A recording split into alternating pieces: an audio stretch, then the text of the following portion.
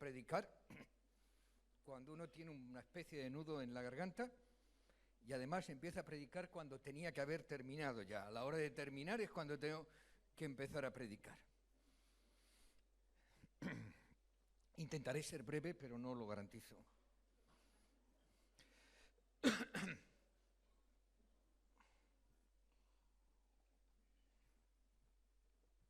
Oremos. Sí, Padre, tú eres el Señor. En ti estamos, en ti descansamos, a ti recurrimos y en ti esperamos. Queremos poner en primer lugar nuestras vidas en tus manos para pedir que tu poder se perfeccione en nuestra debilidad. Deseamos escuchar tu voz y, Señor, queremos rechazar todo aquello que no venga de ti. Y te pedimos, Espíritu Santo, que te muevas en libertad entre nosotros, a través de nosotros, por medio de nosotros. Amén. Bien, como hemos visto ya, hoy comenzamos 50 días de oración. La primera semana la agrupamos, la asociamos en torno a un propósito: sintonizarnos con el corazón de Dios. Ese es nuestro propósito, ese es nuestro deseo, y para conseguirlo a lo largo de esta semana vamos a orar, vamos a meditar. Os invito, reitero lo que ha dicho Jorge, a que cada uno tenga su devocional. Se lo podemos mandar por PDF pidiéndoselo a Genoveva, la secretaria de la Iglesia. Lo tiene colgado en la web de la Iglesia y además al que lo desee le podemos dar en papel escrito. Lo que queremos es que nadie deje de centrar su corazón, su alma, su mente en estos días en cada uno de los epígrafes y cada uno de los temas que vamos a meditar, estudiar y tratar. Y lo queremos hacer porque nuestro deseo es que tú, que cada uno de nosotros, que todos nosotros, al terminar estos 50 días, hayamos estrechado, hayamos profundizado, hayamos incrementado nuestra sintonía con Dios. ¿Amén? Poco amén. ¿Lo repetimos otra vez? ¿Amén? Amén. Significa así sea, es nuestro deseo, nuestra expresión de que esto llegue a ser una realidad en cada uno de nosotros. En Apocalipsis hay un pasaje que me gusta muchísimo. Este pasaje nos da una especie de visión, de adelanto, de un espectáculo extraordinario. Se nos dice, aleluya, aleluya, porque reina el Señor nuestro Dios Todopoderoso. Gocémonos, alegrémonos, démosle la gloria, porque han llegado las bodas del Cordero y su novia se ha preparado. Y a ella se le ha concedido que se vista de lino fino, resplandeciente y limpio, porque el lino fino es los actos justos de los santos. Amén. Todos sabemos que cuando se refiere a este hecho, que se denomina bajo el epígrafe general de las bodas del Cordero, es cuando Cristo se une con su esposa. Y sabéis que su esposa es la imagen, es el antecedente, es el tipo de la Iglesia. En esta imagen se nos dice que en este momento, en este acto maravilloso, hay en toda la creación, en todo el universo, en toda la extensión de lo que existe, un cántico, un clamor, una voz de alegría, de gozo y de júbilo, porque por fin y definitivamente Dios, Cristo Jesús, se une con su Iglesia, la cual ha sido preparada, ha sido ataviada, ha sido adornada para ese evento. Cuando llegue ese momento, cuando llegue esa circunstancia, su esposa estará lista para unirse con él. Mi pregunta es, ¿lo estarás tú? Porque evidentemente la esposa, la Iglesia, no es un edificio, no es una estructura, es la suma de aquellos hombres y mujeres que a través de la historia han dedicado, han entregado su vida en las manos de Cristo, y que Cristo ha ejercido en ella un señorío real. un señorío total a aquellos que han proclamado con su vida y con sus hechos que Cristo es el Señor. La pregunta, vuelvo a decir, ¿estás preparado? Y la segunda pregunta, ¿qué tenemos que hacer para estar preparados cuando llegue ese día, cuando llegue ese momento en que nos unamos como parte de la Iglesia definitivamente con Cristo para formar un todo compacto e inmutable? En la oración de Salomón, en el capítulo 6 del libro de Segunda de Crónicas, encontramos algunas pistas que con la ayuda del Señor vamos a ver no solo en esta mañana, sino en esta semana. En primer lugar, en esta oración que se encuentra entre los versículos 14 al 39 del capítulo 6 del libro de Segunda Crónicas, encontramos que lo que hace en primer lugar Salomón es un clamor particular.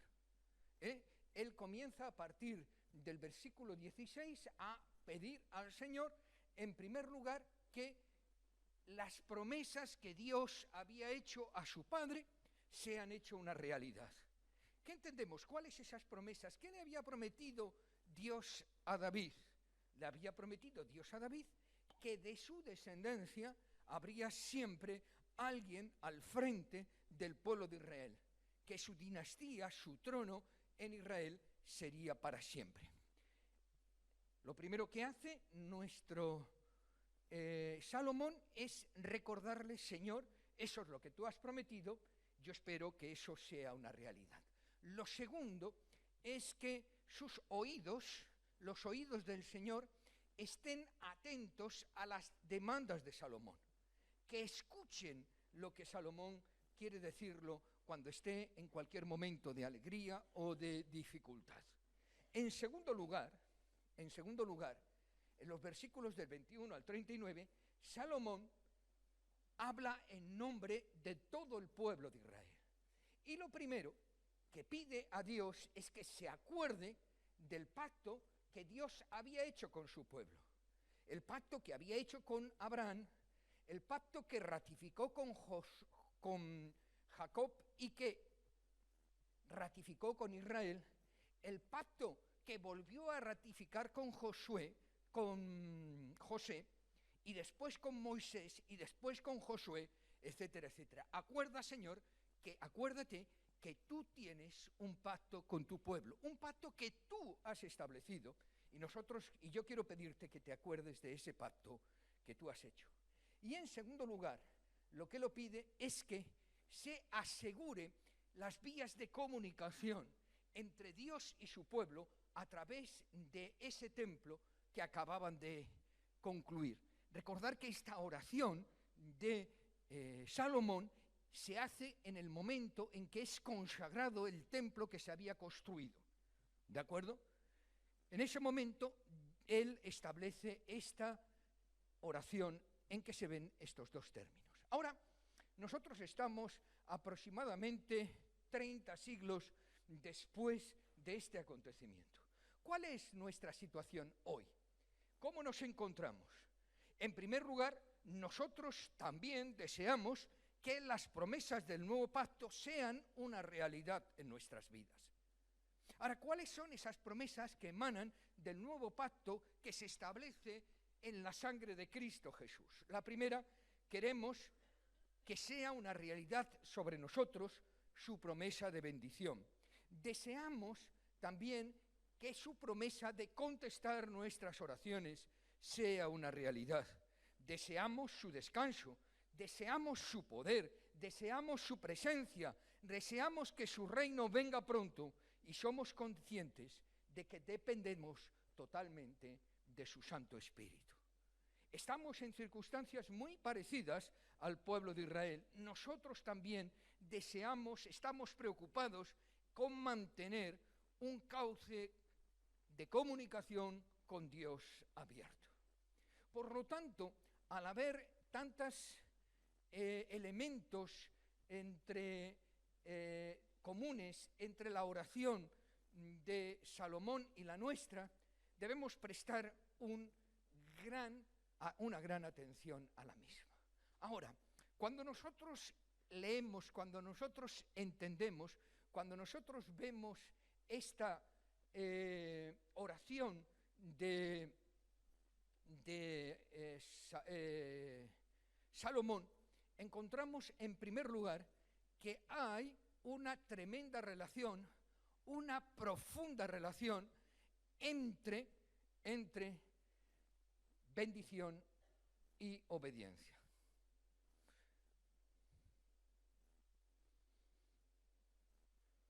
Mirar, la Biblia refleja dos momentos en que Dios se presenta a Salomón. En el primer momento en que Dios se presenta a Salomón, la Biblia lo manifiesta en el capítulo 1 del Segunda de Crónicas.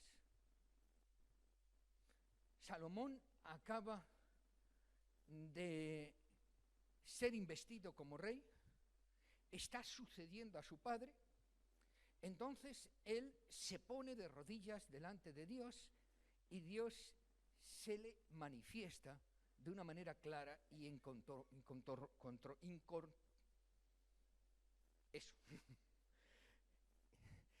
una manera tangente, en una manera clara, en una manera visible. Pero hay una tremenda diferencia entre estas dos oraciones. En primer lugar, hay una tremenda diferencia en cuanto a la extensión. En el primer capítulo, la oración de Salomón son 2 versículos. En el capítulo 6 es todo el capítulo. En la primera oración, los versículos 8 y 9, él no pide nada para él.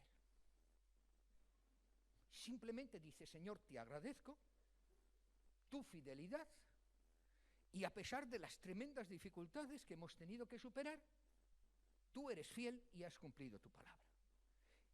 Entonces Dios le dice: bueno, ¿qué quieres? ¿Qué quieres? Pídeme que yo te concederé. ¿Os imagináis si Dios nos dijera: pide lo que quieras que te lo voy a conceder? Sin límites ni restricciones. Vamos, yo le presentaría una lista como la de los reyes godos. Salomón solo dice una cosa: Señor, dame discernimiento y sabiduría para gobernar a este pueblo tuyo.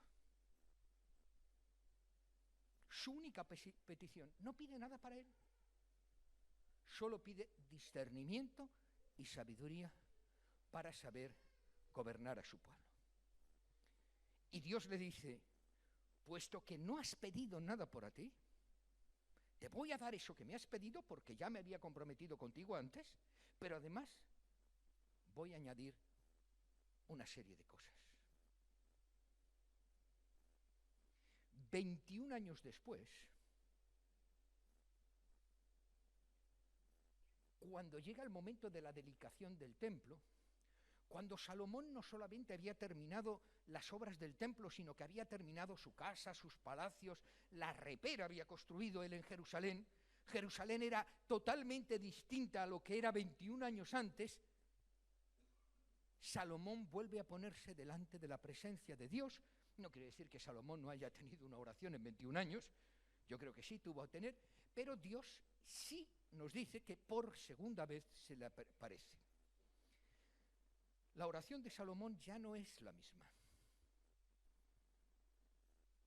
La oración de Salomón empieza recordándole al Señor, como si el Señor tuviera amnesia, recordándole al Señor: oyes, acuérdate de lo que le prometiste a mi padre. Recuerda el pacto que tuviste con tu pueblo. Y luego le hace una letanía. Y cuando tengamos este problema, y cuando tengamos aquel problema, y cuando tengamos el problema de más allá, y cuando nos veamos en esta circunstancia, y vengamos aquí y oremos y te pidamos, tú nos vas, contéstanos, etcétera, etcétera. ¿Qué habían pasado en estos 21 años?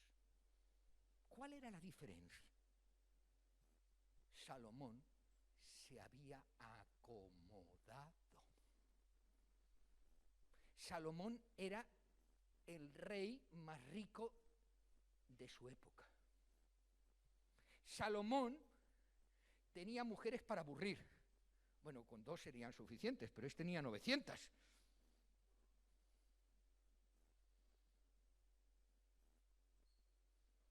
Salomón había perdido el centro. Había perdido el centro. Y entonces le recuerda al Señor que tenía un compromiso con su padre y que tenía un compromiso con su pueblo. La respuesta del Señor es también muy diferente. La respuesta del Señor es muy diferente. Pero vamos a tener una cosa. Salomón había acabado aquello que se había propuesto. La pregunta para cada uno de nosotros, ¿nosotros hemos acabado la propuesta, el deseo, los planes que Dios tenía para nuestra vida? Nosotros podemos decir, como dijo nuestro Señor Jesucristo, Señor, la obra que tú me diste para hacer, ¿ya la he hecho? Le podemos decir cada uno de nosotros, Señor, aquello con lo que yo me había comprometido contigo, aquí está, lo he terminado. Nosotros podemos decir con Cristo Jesús, bueno, cuando quieras ya me puedes llevar. ¿Ya he cumplido tu propósito en mi vida?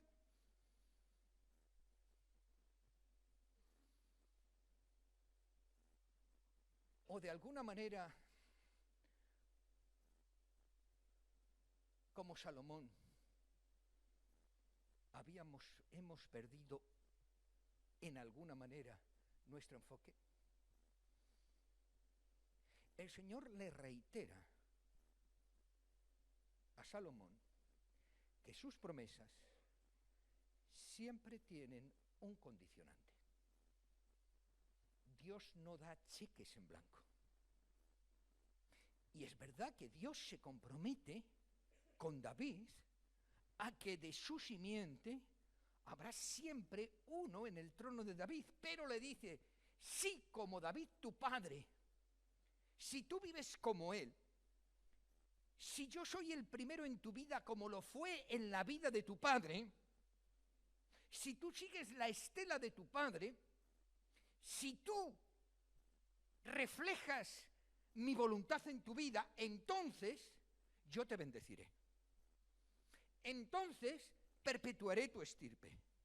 Entonces siempre habrá un hijo tuyo en mi trono. Porque el trono es mío, no es tuyo. El pueblo es mío, no es tuyo. Y la respuesta que nos dice a él y a cada uno de nosotros es, si mi pueblo,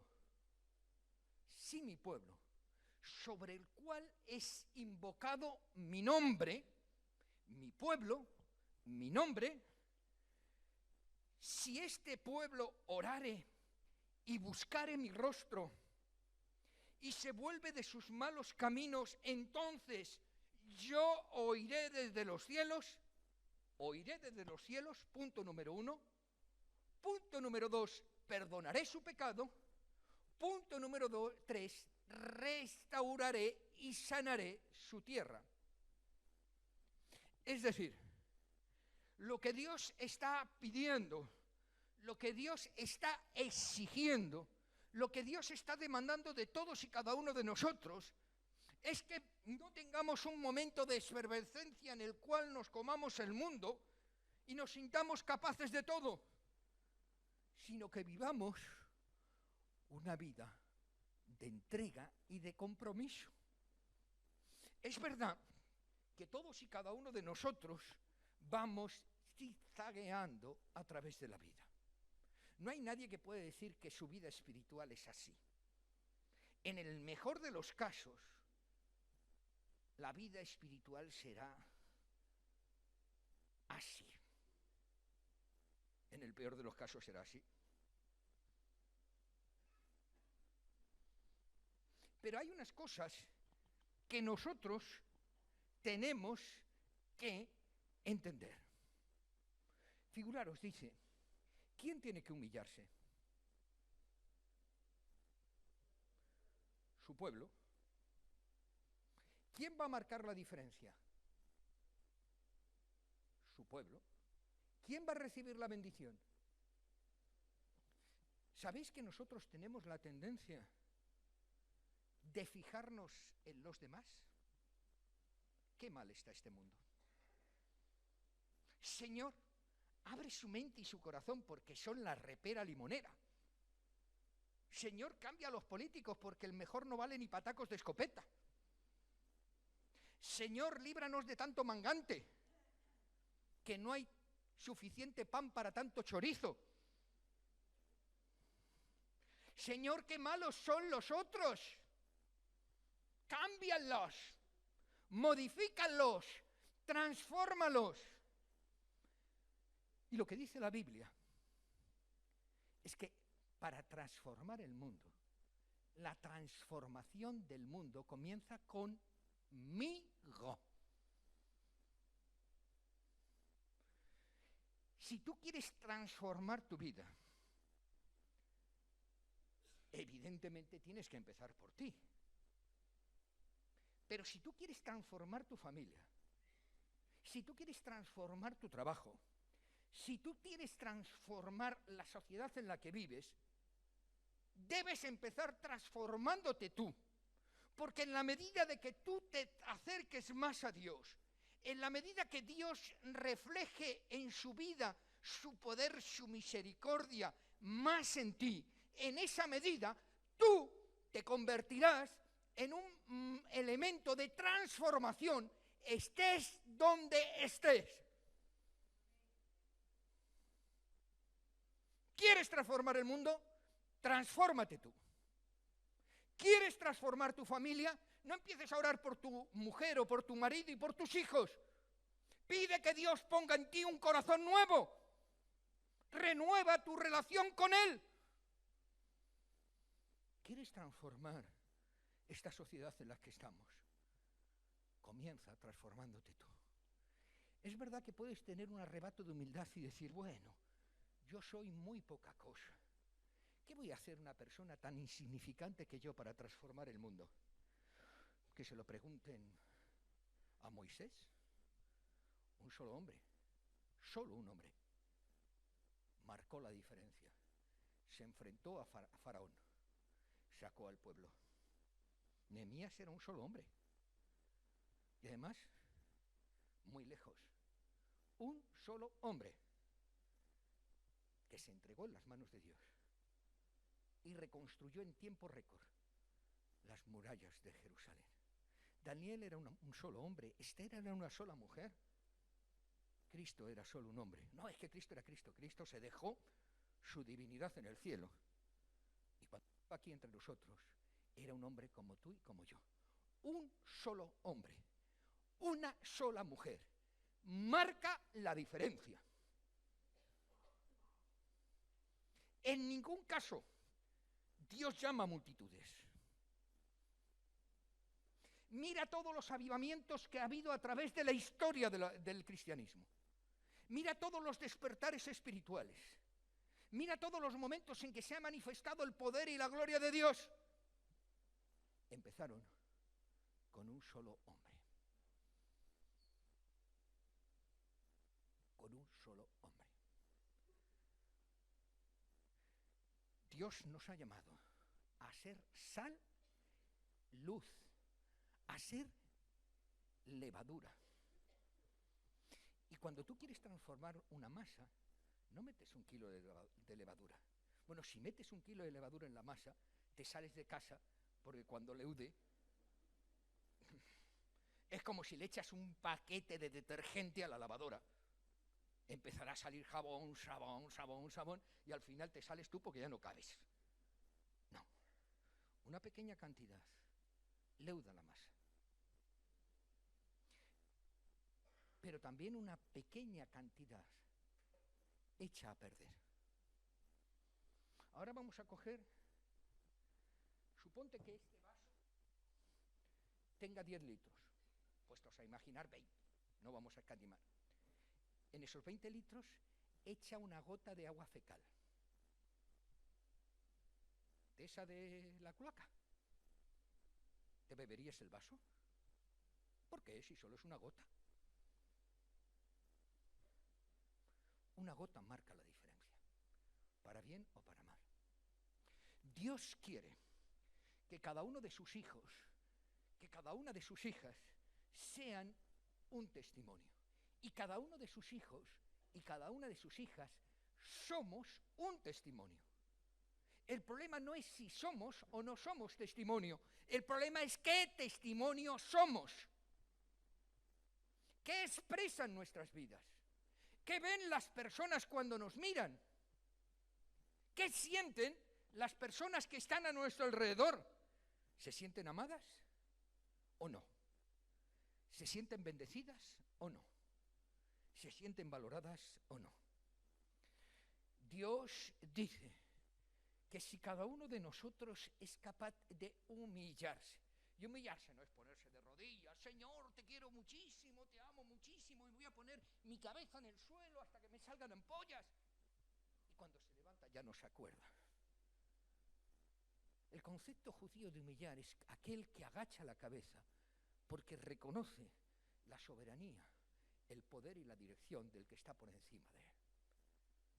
Cuando yo inclino mi cabeza ante la magnificencia, el poder, el amor y la misericordia de Dios, y permito que esa magnificencia, que ese poder y que esa misericordia me guíe, me dirige, marque mis tiempos, marque mis momentos, estoy humillándome realmente delante de Dios.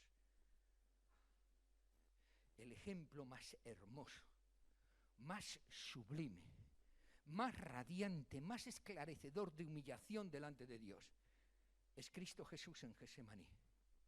No tengo ningunas ganas de ir a la cruz, Señor, pero hágase tu voluntad y no la mía. Si te humillas delante de Dios y si esa humillación te lleva a una obediencia que transforma radicalmente tu manera de actuar, vas a marcar la diferencia. Porque Dios te va a utilizar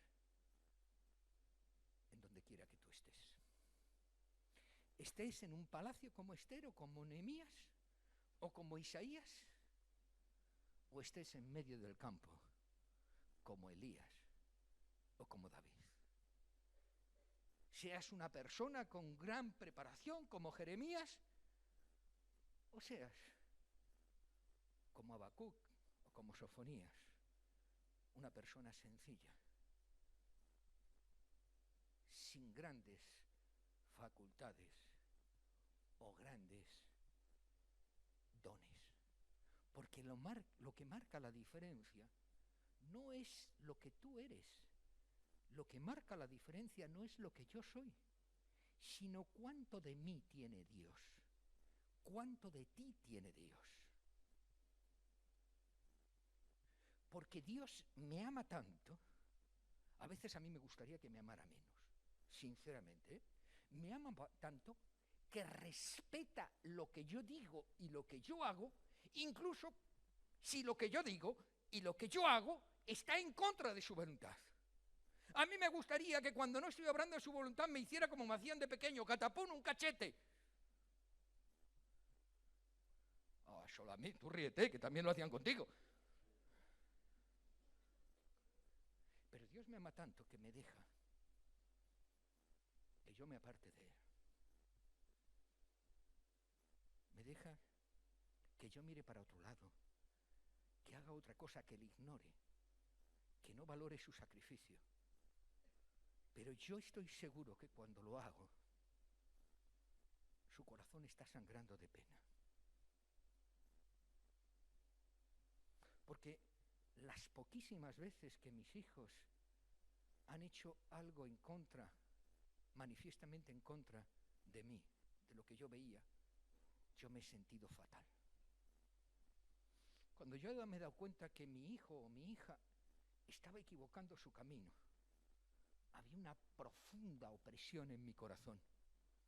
Cuando yo me he dado cuenta de que mi hijo o mi hija se iba a partir los piños, se iba a pegar un golpe espectacular, pero yo no podía hacer absolutamente nada para evitarlo.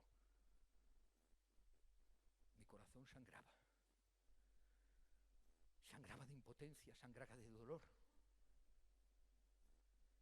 Y si eso me ocurre a mí, ¿qué no le ocurrirá a Dios cuando yo decido vivir mi vida al margen de Él? Pero a pesar de eso, Dios me respeta, no me fuerza, espera pacientemente a que después de haberme partido los piños 27 veces, vuelva a Él y le diga: me he equivocado, no merezco nada, ten misericordia de mí. ¿Hasta cuándo dejaremos de tener esa aptitud? ¿Hasta cuándo? Él nos advierte claramente, nos advierte en los versículos del 19 al 22, que si dejamos sus estatutos, que si dejamos de ser dirigidos por Él, si dejamos de que Él ya no sea el Señor de nuestras vidas, nuestra vida será un desastre. Nuestra vida será un fracaso. Nuestra vida estará llena de dolor, estará llena de amargura. Señor, ¿por qué permites eso? Y el Señor debería coger y pegarme de un tirón de orejas y dice: pero pedazo de alcornoque, si en este problema te has metido tú, si tú has hecho caso omiso de lo que yo quería decirte, de lo que dice en mi palabra en cuanto a cómo tienes que hacer el matrimonio, en cuanto a cómo tienes que buscar las soluciones, en cuanto a cómo tienes que enfrentar en la vida, has hecho lo que te ha dado la gana. ¿Y cómo vienes ahora a decirme cómo permites eso? Lo que tú siembras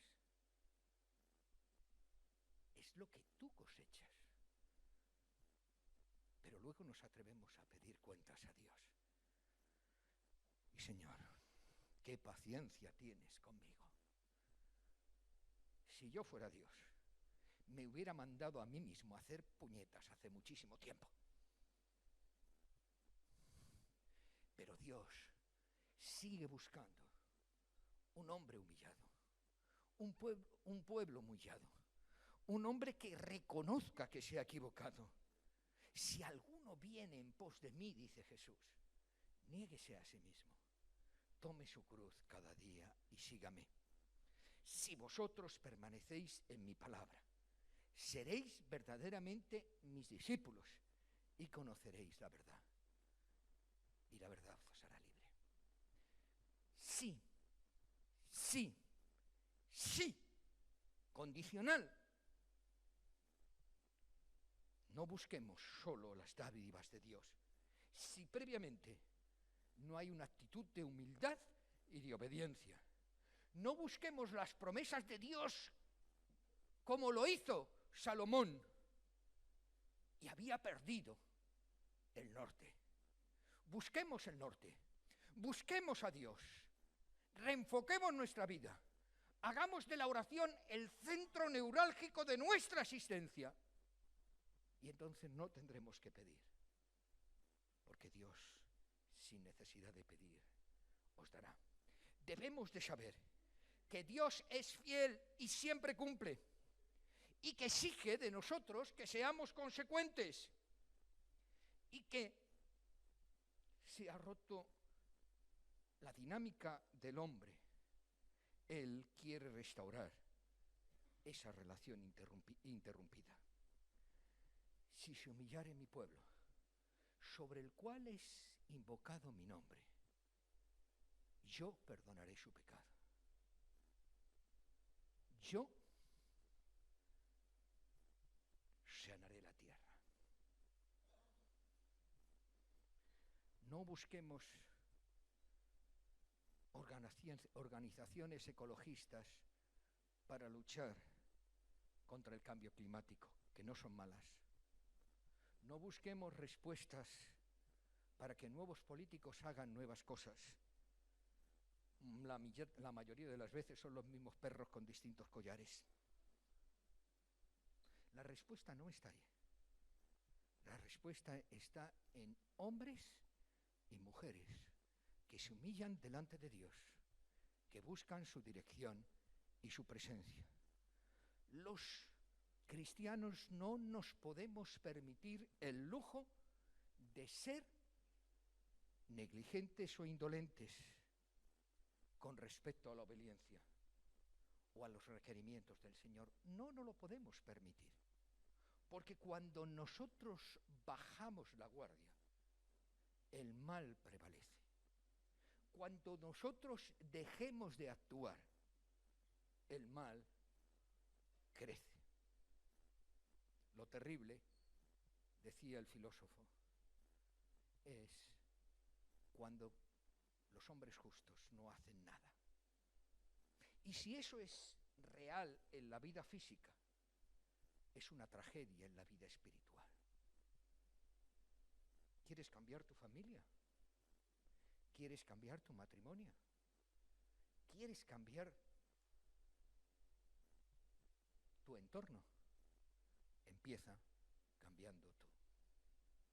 Y la única manera eficaz y segura de cambiar es incrementando nuestra relación con Dios. Cumplir nuestros deberes como cristianos trae bendición, no solo para nosotros, sino para todo aquel que nos rodea.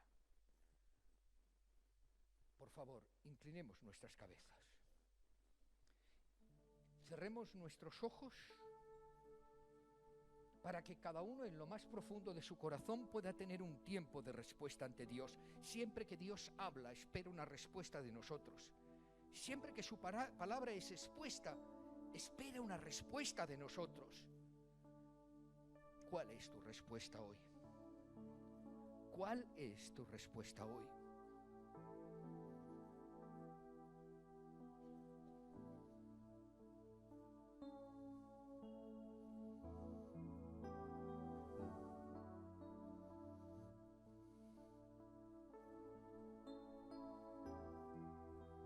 Señor, quiero, deseo, busco incrementar mi relación contigo. Señor, quiero no solamente orar en un momento determinado o alguna vez al día, quiero vivir la oración, quiero sentir la oración, porque orar es relacionarme contigo, porque orar es establecer un vínculo contigo.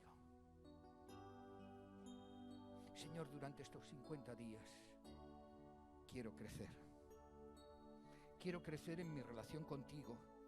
Quiero que tú entres en mí y quiero darte las llaves de mi corazón para que tú transformes, para que tú quites, para que tú cambies conforme a tu voluntad. Nos ponemos en pie. En nombre del Señor Jesús. Amén. Mientras